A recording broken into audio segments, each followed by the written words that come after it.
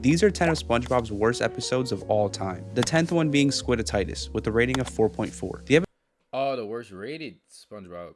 What is the best rated SpongeBob episodes then?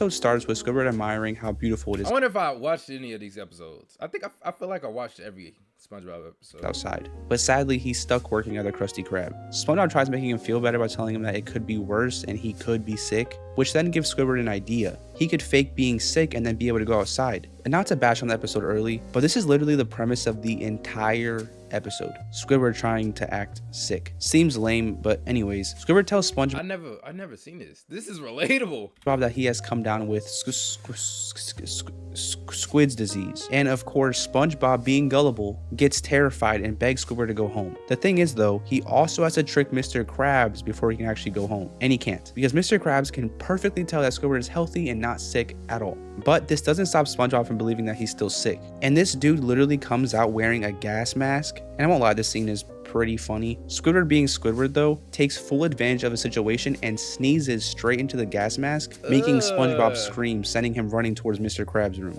Mr. Krab flies up from the desk, very suspiciously, screaming at him and telling him to knock before entering, which is pretty interesting. Bro, what was Mr. Krabs doing under that desk, bro? What, bro?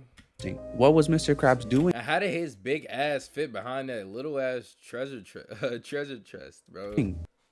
My boyfriend and I have been arguing because he won't pay for YouTube Premium, but it's okay because They're watching me. They're listening to me, bro. I'm not paying for YouTube Premium. Get out of here. Nobody argues because they can't pay for you. Convinced SpongeBob Squidward isn't sick, and since he won't be able to do his job as long as Squidward is there, he finds it best to send Squidward home. So that's cool. Squidward got exactly what he wanted and can now enjoy the beautiful outside. But SpongeBob literally placebos himself into believing he is sick, and he now thinks that he has Squid's disease. So he starts freaking out and yelling until Mr. Krabs comes from the office and tells him to get back to work. Which, by the way, if Mr. Krabs is in the office, who is running the cash register? Well, no one. Besides that though, SpongeBob, not wanting to go home, tries making himself feel better by stepping into hot water, freezing water, and boiling hot grease water, and fries his legs. SpongeBob, being SpongeBob, makes the situation as worse as it can get and starts flying around in the kitchen and rolling around and telling customers that he is sick. And of course, they don't like the fact that the fry cook is sick, so they just leave. Mr. Krabs realizes that he's losing money because of this, so he sends SpongeBob home too, leaving just him to run this entire restaurant. SpongeBob comes up to Squidward and interrupts his relaxing time, which obviously makes him mad, so he decides to just go inside and leave SpongeBob alone outside. To which SpongeBob literally breaks into his house, which is pretty bad. But anyways, they end up just chilling and watching rom-coms together. While this is happening, Mr. Krabs is really struggling and the customers are getting really mad at him. Finally, the rom-com ends for SpongeBob and Squidward, and so Squidward, realizing he'd rather be at work than watch rom-coms all day, starts running back to work. And SpongeBob chases him. When they get back to Krusty Krab, they see Mr. Krabs lying on the floor, saying he might also have Squid's disease. And so SpongeBob tells him about the perfect cure, rom-coms. No! Now this episode isn't awful, but I can kind of see why it's rated so low. It's not a very creative episode. I mean, it's literally just Squidward faking being sick to not be at work. That's pretty basic. Now they made this bland idea pretty interesting, but even then every sequence felt too fast. For example, Squidward is outside enjoying himself, and SpongeBob comes up to annoy him. And this is like one of the main conflicts of the entire episode. And Squidward just gave up in like 5 seconds and they just watch her. But I feel like that's almost every episode of SpongeBob. Him being annoying to Squidward, and Squidward just finding a way to do the things that he want to do.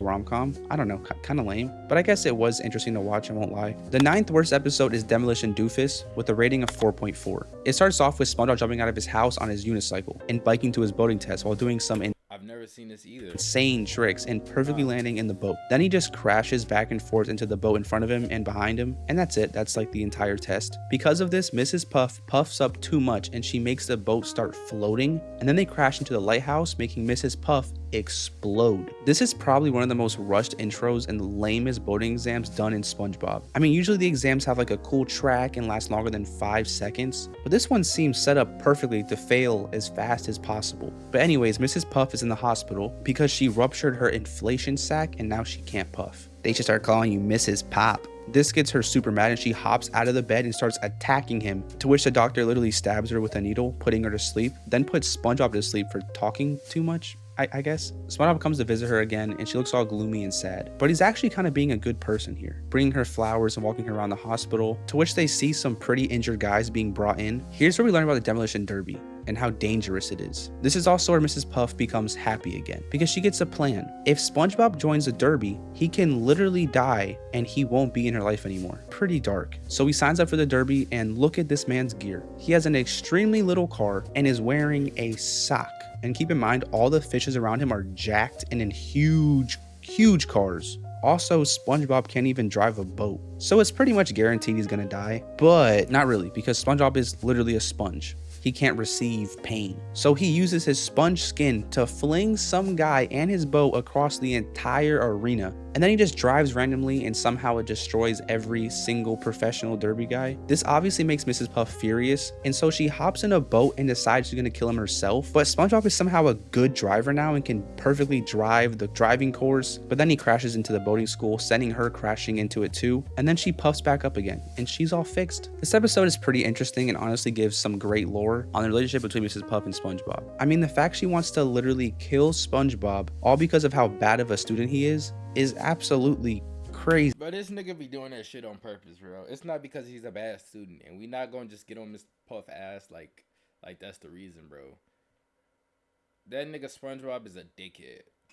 I'm not a big fan of the intro, like I said before, and I also think the derby part could have been more scary and hard, instead of SpongeBob just winning the derby without even having to try. But I think this episode was just a way to really rub it in Miss Puff's face that no matter what she does, SpongeBob will always win. It wasn't the most memorable episode, and there really wasn't many jokes, but I don't think it deserved the 4.4 rating it got. Maybe like a 5 or 6. The 8th worst episode is Stuck in the Ringer with a rating of 4.1. So the episode starts off with SpongeBob washing I think I've seen this one. himself with a soap bar until he drops the soap. But it's okay, he has a spare. He washes his brain and goes to this ringer and it dries him completely off. Pretty sick. SpongeBob then steps onto the soap, flinging him around the entire bathroom into his tub. This makes him realize he has to be careful, so then he avoids the soap the next time. But then he steps onto this duck and trips on the soap again, launching him straight into the ringer. This time though, he gets stuck, and then he breaks the handle with his tongue. But it's okay, because for some reason Patrick's in his house, so we can help him, right? No. Not at all. Of course, he makes it worse. You see, Patrick puts forever glue on the ringer, making SpongeBob even more. Game of Thrones King's Road is now available for both PC and mobile with Google Play. Stuck. So of course, SpongeBob starts freaking out, and I can't be the only one who thinks Patrick is such an awful friend. Either he's really stupid or genuinely wants to see SpongeBob's life crumble. Is this nigga first time watching SpongeBob, bro? Of course Patrick is extremely idiotic, bro. But anyways, this is pretty much the premise of the entire episode. SpongeBob stuck in a ringer. Anyways, he doesn't want this ringer to stop him from living his life, so he heads off to work. Keep in mind, this is also after Patrick gave him a motivational speech that he can do this beside the circumstances that he put him in. Now, obviously, SpongeBob can't be a fry cook while barely having functional arms, but surprisingly, he is killing it and makes full Krabby Patties, which is pretty impressive. Of course, though, it's destined to go bad, which it does. SpongeBob disintegrates Squidward's eyes with mustard, then jumps over to check on him and drops a register on the customer's foot, then checks if the customer's okay with the microphone, and the microphone sends him flying all around Krusty Krab while also opening the register full of money. This gets Mr. Krabs furious, as people start picking up his money, and also SpongeBob slams him into the wall and injures a bunch of fish. So obviously he gets sent home. Then there's Patrick waiting for him, like he knew this would happen.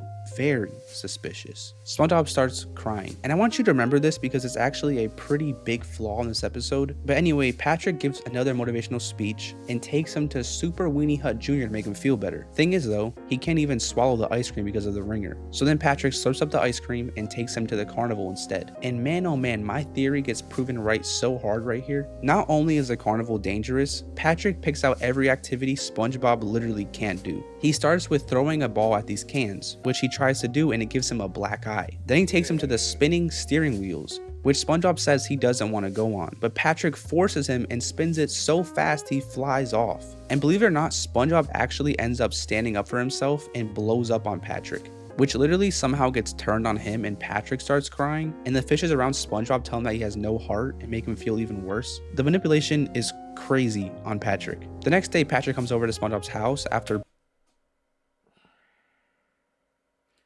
going to say it because not a lot of people can like acknowledge this fact. This man Patrick was the worst friend to him ever, bro. I don't know if y'all remember, but that one episode where like everybody left town to get away from SpongeBob, guess who was on that bus? His best friend. You remember when SpongeBob had a bad breath? Who was right next to him? Patrick, right? And who put in SpongeBob's mind that it wasn't his breath, it was the way he looked, making him self-conscious for the entire episode? It was Patrick, bro. And who got a spinoff show and didn't include SpongeBob? Not one episode. Patrick, bro. Bro, he used SpongeBob to get his come up. And as soon as he got his come up, it was no more SpongeBob. Battling on if he should go or not, and SpongeBob is sitting on the couch watching static on his television going pretty insane until Patrick starts crying and apologizing and a tear falls onto the glue, allowing him to slip out. Yeah, that's been the solution the entire time. Literal tears. SpongeBob then throws the ringer in the air and delivers a very motivational quote. I guess crying does solve your problems. To which the ringer falls back down and traps both of them. The end. Now the flaw I was talking about earlier is that SpongeBob literally cries before and nothing happens. And I know that tears could have easily gone around the glue, but it doesn't make much sense. I think the solution to this problem is so simple, it's dumb. But also it's SpongeBob and it honestly fits the theme. Besides all of that though, this episode is not that bad. I thoroughly enjoyed it. There's a lot of different emotions and the pacing never feels boring. I also remember as a kid stressing out pretty bad over this episode. I'm a very claustrophobic person. But I think this episode had good jokes. It makes you feel the emotions SpongeBob was going through, and even made you see SpongeBob's friendship with Patrick in a new light. I think, truthfully, the rating of this episode was tanked because of the episode it was grouped with, which is the 7th worst episode, Growth Spout, that has a rating of 4.1. This episode starts with Mr. Krabs realizing his breath smells bad, so he goes. I never seen this. I never seen a episode where Mr. Krabs' breath was kicking. Goes to brush his teeth, and while doing so, Pearl's fin goes right through the mirror, and Mr. Krabs is somehow. Oh wait, no, I have. Where what's her name started going crazy? Oblivious I don't remember the entire episode, but I do remember watching an episode of this like this. Which, how is that even possible? Pearl screams for him though, and he goes to check on her. And the continuity here doesn't make any sense. In the last scene, it looks like Pearl busted through the wall into the bathroom, but here, Pearl is just sitting in bed and not going through any wall. And I don't even see a hole in any wall in her room. Doesn't make much sense. The continuity continues staying inconsistent as now Pearl starts growing, which from the last scene it seemed like that just happened, but I guess not. Anyways, Pearl demands for some food, and Mr. Krabs brings her the fridge, to which she slurps the entirety of the fridge and all the food, and it's not enough, and she starts growing even more, smashing. How did a crab have a whale for a daughter, bro? Through the roof. Mr. Krabs, looking at his whale daughter the size of the entire room, calmly just states, It's probably just a growth spout. Growth spout or not, Mr. Krabs is left with a problem.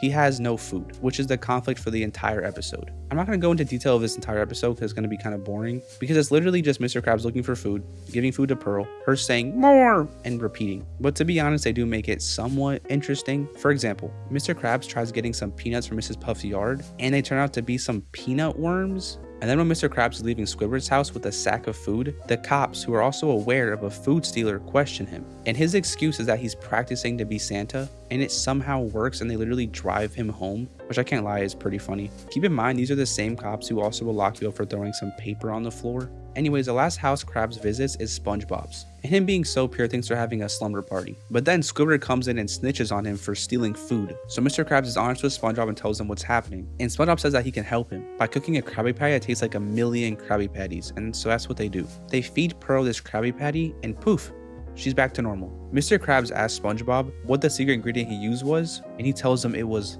love. Yeah. So in my opinion, this episode is not. You might know Harbor Freight for affordability. What you might. I'm never paying for YouTube Premium. Give me another ad. Give me another ad telling me to pay for it. I'm not paying for it, boy. At all. The conflict for the episode honestly makes no sense and is never really even explained. What was Pearl going through for real? I have no idea. It obviously wasn't a growth spurt because in the end she goes back to normal. And while they kept the idea of feeding her entertaining with funny jokes and weird peanut worms, it just doesn't feel satisfying or fun to watch. Especially the resolution. Like, you're gonna tell me I stressed through an entire episode of Mr. Krabs scavenging for food and risking jail time for SpongeBob to feed her one patty of love and fix her? This episode, to be honest, deserved its rating. I wasn't a big fan. The sixth worth episode is Slide Whistle Stooges with a rating of 3.9. This episode starts off with Squidward peacefully waking up in his bed and walking to a shower. While he's scrubbing himself, we hear a sound. Weird sound, but it's nothing, right? I mean, Squidward ignores it until he bends down to grab his newspaper. So it turns out SpongeBob and Patrick are playing the slide whistle. Now, so far it's been pretty simple sounds to poke fun at Squidward, but turns out these things give you literal powers. They allow you to open doors without touching them and allow you to fly through the air. SpongeBob and Patrick harass Squidward with this power until he finally gets him to leave. But of course they don't really leave. As he goes about his day, they continue to slide whistle and it drives him absolutely insane. So Squidward tries running away from SpongeBob and Patrick, but they chase him. So he finds no other solution to escaping. So then he steals SpongeBob's slide whistle and starts to play it to harass SpongeBob and Patrick. Thing is though, they enjoy it. And Squidward starts enjoying it too. So they all go and start to slide whistle harass random fishes, starting first at the Bargain Mart. They don't go too long on this guy and it's kind of light and funny, but Squidward then decides to become a baby slide whistler and sit on a baby in a stroller, which yeah, he continues using this power and harassing Bikini Bottom. For example, getting this little fish rocked by this jacked fish. Squidward ends up becoming wanted by the police and having all of Bikini Bottom riding to stop him. He escapes all of this though and slide whistles his way into stealing this truck from this guy. Now, it can't get worse from here, right? No. He drives off a cliff and explodes. And he looks like this now, all because of a slide whistle. So this episode isn't that bad in my opinion. I think it's a pretty silly concept, and honestly I think it was probably made all because of some dude coming in a writing room with a slide whistle. Yo, watch this. And they created an entire episode off of it. I think it's impressive how they made an entire episode off a slide whistle joke, but I think this episode maybe received the rating it did because of how repetitive and kind of annoying it is to watch. The fifth worst episode is The Splinter with a rating of 3.9.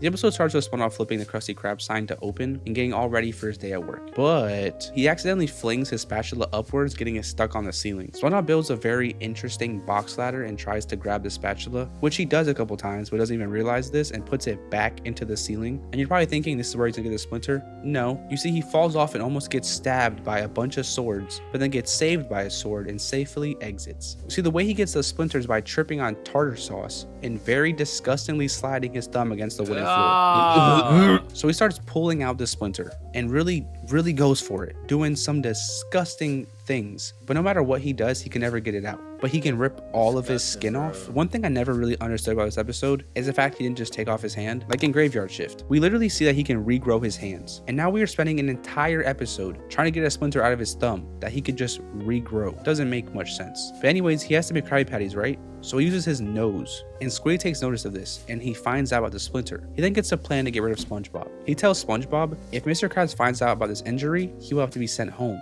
Of course, SpongeBob, loving his job, starts freaking out about this. Pretty bad. Squidward is loving it though, and continues teasing him past his limits. So SpongeBob really has to get rid of the splinter, so he brings out the big guns, Patrick. Which obviously is not a good idea, which we can tell from the Stuck in the Ringer episode. Anyways, Patrick comes out from this dumpster in his doctor outfit and starts looking at his legs and starts gurgling his feet. SpongeBob tries telling him to stop, and Patrick gaslights him because he's a doctor. Looking back at it, I understand why my mama didn't want me to watch SpongeBob, because she thought it was gonna make me stupid.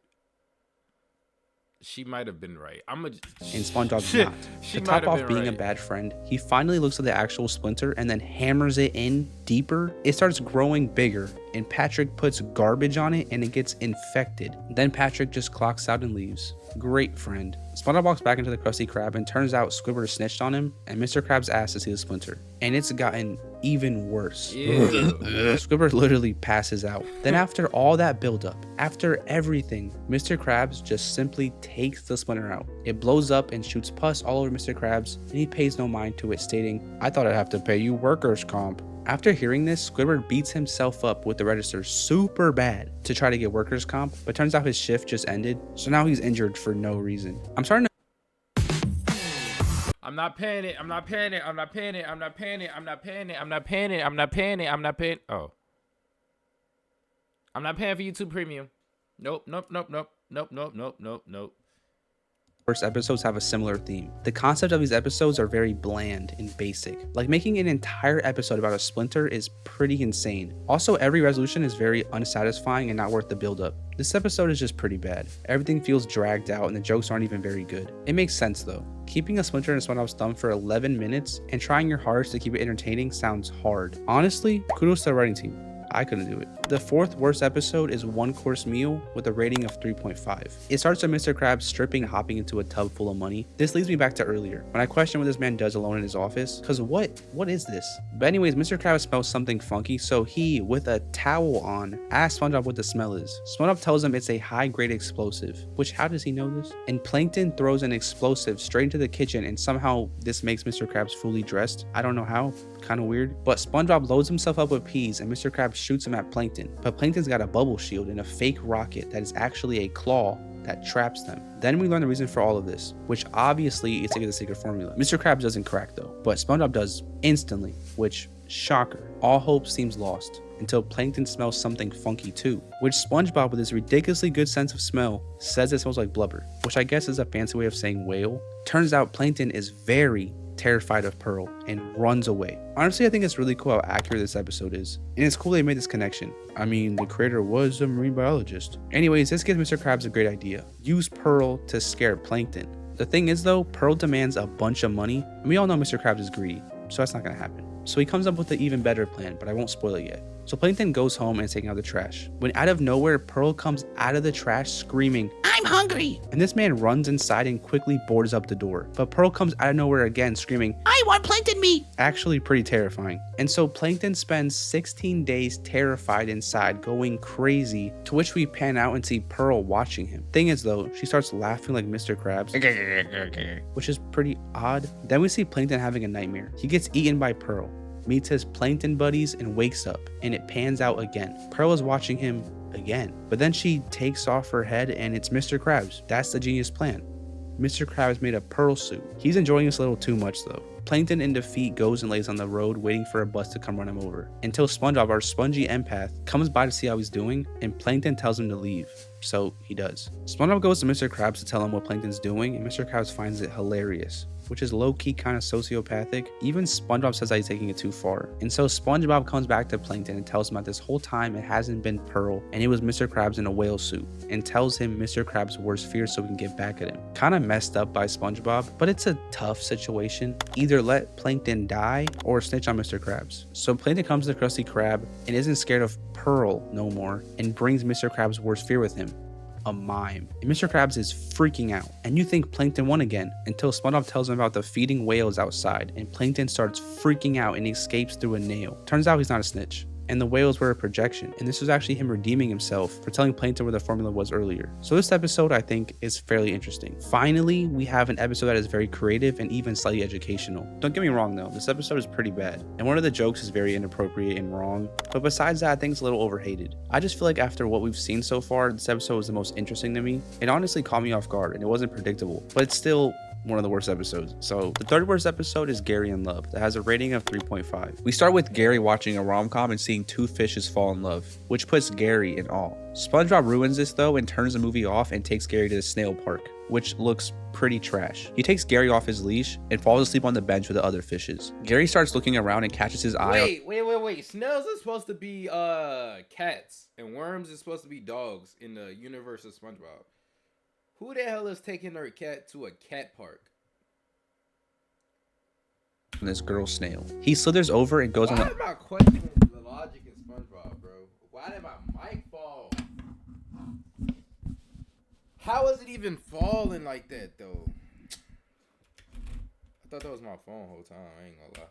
And they both romantically meow at each other. Meow, meow. Or whatever sounds snails make. Until this mafia-looking snail flings them off, and we find out that this snail is his girl. But the snail chooses Gary over him right in front of him. And they start fighting over it until SpongeBob picks up Gary. And the two lovebirds meow to each other. Meow, meow. Also, the mafia snail can talk in English, which is pretty weird. Gary can't talk English. He also has a gang, which is pretty scary for Gary. Anyways, he's pretty down bad and he starts doodling about this girl and kissing his food thinking about this girl. Gary is even dreaming about her and almost kisses her until SpongeBob wakes him up from his snoring. This gets Gary motivated though, and he sneaks out in the middle of the night to go find her. SpongeBob finally wakes up in the morning and can't find Gary, so he has to go search for him. Gary first searches a snail park and he thinks he found her, but he actually found the ugliest snail in Bikini Bottom. No offense. While Gary is looking though, the Mafia Snail gang comes by looking for Gary, but he's gone. We go back to SpongeBob, who is running through the city until he finds a snail trail, and so he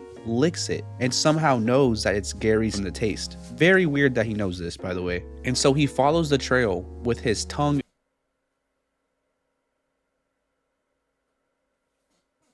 in it instead of just looking at it. Gary's also in the city looking for the dream snail, and there for some reason are so many snails out. I barely ever seen snails in Bikini Bottom before, and now they are everywhere. Gary finally sees his crush and starts to follow her, but everything goes wrong and he almost loses her until he sees her walk into a snail shop, and so he goes inside, to which the worker snatches Gary thinking he's a stray and puts him in a tank, and sadly the snail leaves the store. And then the Mafia snails come into the store and ask the worker if he's seen a stray. He doesn't snitch though, and they literally trash the entire place to try to find Gary, which is kind of sad that these snails are stronger than this fish. So this goes on for about 2 hours and the worker isn't snitching and Gary's still hidden until this snake looking thing attacks the Mafia snails and chases them out, and Gary's finally free. He then sees his dream the snake looking, bro, that's a worm, bro. snail in a boat with her owner, and of course the Mafia snails catch up at the exact same time and try to stop Gary, but Gary locks it and tangles their eyes together to create a slingshot and ends up getting onto the boat. SpongeBob finally spots Gary and starts running after the boat, and the owner also sees Gary and brake checks SpongeBob. Gary and the snail almost kiss until the owner removes Gary from the boat. SpongeBob starts to accuse the lady of stealing his snail until Gary tells him that it was actually his fault and that he snuck out to see the snail. Which, please remember that SpongeBob can understand Gary, because that's going to be very important in an episode coming up.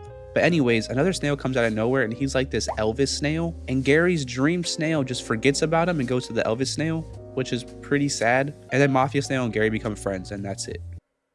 Nothing makes me angrier when I get home from a long day and I just want to relax and watch YouTube, and then boom, you get hit with those really long, unskippable ads. Shut the fuck up, bitch. Seriously don't like ads. This episode is boring. It's hard to care about Gary finding love when the love sequence literally lasted 5 seconds. It was barely romantic. Gary just meowed on a seesaw. No disrespect to Shawty, she's not a bitch, but I'm just saying shut up, bitch. It's like, shut up to the ad. With some female snail. I mean, I guess it could have been love at first sight, but it's hard to feel invested because of this. The ending is extremely unsatisfying too. You're telling me I watched this entire episode just for the snail not to fall in love with Gary? It's a decent plot twist, but it makes the entire episode just pointless. I think this episode deserves its rating, and it definitely dragged down the previous episode. The second worst episode is Keep Bikini Bottom Beautiful with a rating of 3.2. It starts off with Squidward stepping out of his house in a good mood. He walks out of his house, ignores SpongeBob, and Groovy walks down the street until he steps into some gum, and he falls on his face.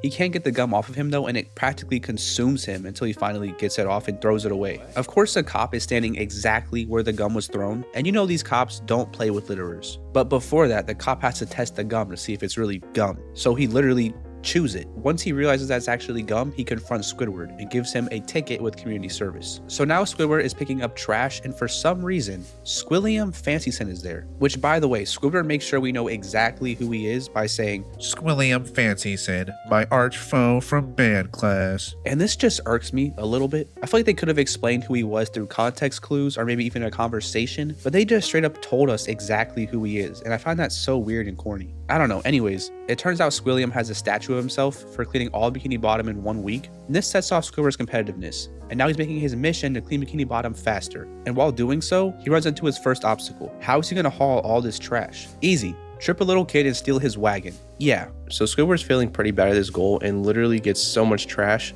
Then to his surprise, somehow SpongeBob is in the trash. I feel like they're just inserting characters into the story very randomly, but whatever. SpongeBob wants to help Squidward conquer this goal of cleaning Bikini Bottom, but he won't let him. While this is happening, the little boy from earlier tells his jacked mom about how Squidward stole his wagon, and he gets whooped real bad. And all the trash gets dumped out of the wagon, and so he gets another ticket. Feeling hopeless, he asks SpongeBob to actually help him, and in a blink of an eye, all the trash is gone. But where did it go? So SpongeBob took all the trash and converted it into Squidward's house. And I know it's supposed to be like a funny gag or whatever, but Squidward isn't the dumb character. And you're expecting me to believe that he just went on with his day in this trash house with trash objects and didn't realize anything? I know it's supposed to be a joke, but it just isn't that funny. Anyway, Squidward eventually finds out, and the cop gives him another ticket for this. Then he gives him another ticket for dropping the ticket that he just gave him. Now, pretty much after this, SpongeBob feels bad, and so he consumes the trash. And after this, there's just a bunch of gags of Squidward getting more tickets and more tickets and more tickets. He obviously feels defeated and starts crying until SpongeBob tells him he built him a statue, but sadly it's all out of garbage, and Squilliam comes by laughing at them. But out of Squidward's luck, his garbage statue dissolves Squilliam's statue, and that's it. This episode is not very good. The concept is pretty dumb. I mean, picking up trash? What? I know it's all because of Squidward's competitiveness with Squilliam, but their whole rivalry is kind of based off of music, so this makes no sense. The only reason I can imagine this episode being made is because of the joke about cops taking litter so serious, but wow, did they really overdo it in this episode, to the point where it wasn't that funny. This episode makes no sense from start to finish, definitely deserves a rating. Finally, the worst episode of SpongeBob is A Pal for Gary with a rating of 3.2. The episode starts with Alright, this is the worst episode of SpongeBob. SpongeBob feeding Gary and then throwing the can. Anyway, Gary tries asking SpongeBob to go on a walk with him by showing him the leash, but he has to go to work so he can't go. Turns out though, this wasn't a leash and it was actually a rope, so Gary could get some snacks and a cowboy hat and watch this Western movie. SpongeBob being oblivious feels bad. Then some person walks in the Krusty Krab with his pet, and SpongeBob tells him about the no pet policy.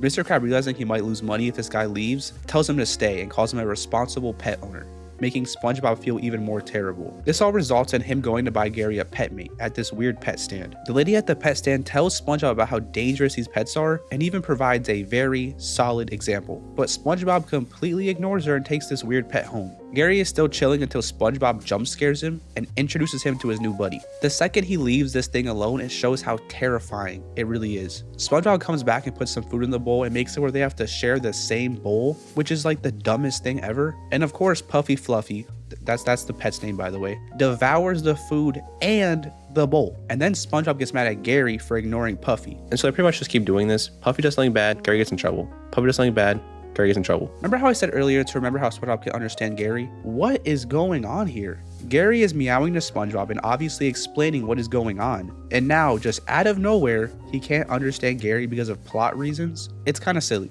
Gary searches for Fluffy and goes to the kitchen, to which we see a huge sea monster tearing up the fridge. And turns out this is what Puffy became. Puffy tries all night to kill Gary, and I'm not gonna lie, it's pretty scary. Gary fights for his life all night while SpongeBob is fast asleep until his air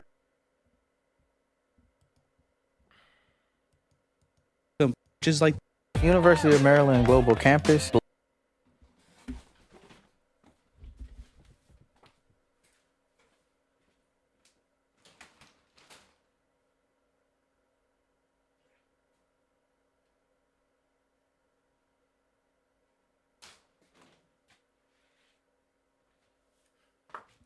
Bro, this nigga talking about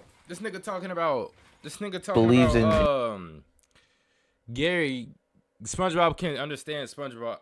SpongeBob can understand Gary, but he don't know what he's saying, bro. Or like he's acting like he don't know what he's saying. Nigga, humans can understand each other all the time, and we don't. You know what I'm saying? We can't communicate properly at all. Gary searches for Fluffy, and turns out this is what Puffy became. Puffy tries all night to kill Gary, and I'm not gonna lie, it's pretty scary. Gary fights for his life all night while SpongeBob is fast asleep until his air horn wakes him up. I don't know how that wakes him up, but not his house literally shaking. SpongeBob walks around and sees how destroyed the house is and literally blames Gary. Gary. How could Gary even do this if he tried? Not only that, but when he walks into the kitchen, he sees what Puffy has become and how he's literally gonna kill Gary. And he still somehow blames Gary and tells Gary to put Fluffy down. He gets his karma though when Fluffy tries to kill SpongeBob. And still, while about to be eaten, he is still blaming Gary. Gary though, out of nowhere, shows off his cowboy skills and saves SpongeBob. Which, why did he do that before? And while Fluffy leaves, SpongeBob begs for Fluffy to come back and blames Gary for making him leave. SpongeBob in the end just decides to take Gary to work instead. And of course, Mr. Krabs is happy about it because of free labor. So this episode is alright. I do think it definitely got knocked a lot of points because of the previous episode, but honestly, these two episodes aren't that great. And it makes Nah, that fucking episode did horrible because it's just annoying as shit, bro.